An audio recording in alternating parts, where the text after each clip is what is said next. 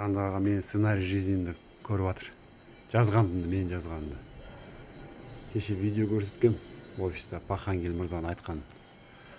Сону міне кандай экенин журналды кол менен ыстатып көрсөтүп атырмын. Сыртын көрсөтүнчү.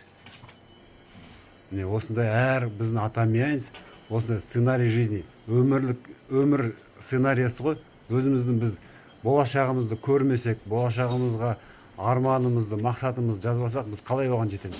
Соны сол туралы Пахангел мырзаның видеосын көріңіздер, тыңдаңыздар, осыны алыңыздар. Мынаған PV бермейді, мынау как рабочий инструмент считается. Дайын бәрі.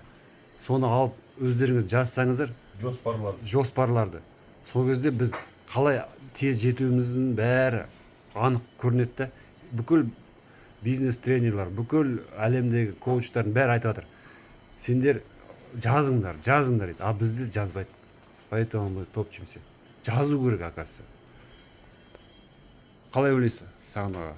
Иә, кішкене не болу керек, жоспар болу керек, мақсат болу керек, арман болу керек. Ана не болады, элементарно дисциплина, ежедневная, ежемесячная. Айтады ғой, бір, а как сказал один великий человек,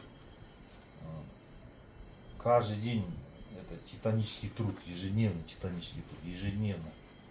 Күнде бір нәрсені істесеңіз, бір хотя пункт из вашего плана сделать, хоть один план, одну цель, одну даже работу или как там.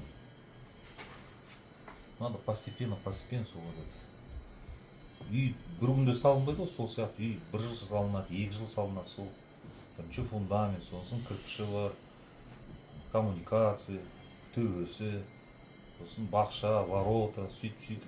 Бір күнде бітпейді, а бір жылда, 2 жылда үй бітіп қалады. Сол. Рахмет назарларыңызға. Өзіңіз енді ұсынасыз ғой осындай алып жазайық деп, партнерларыңызға? Ақырындап. Жазасыздар ма? Жазамыз. Жақсы.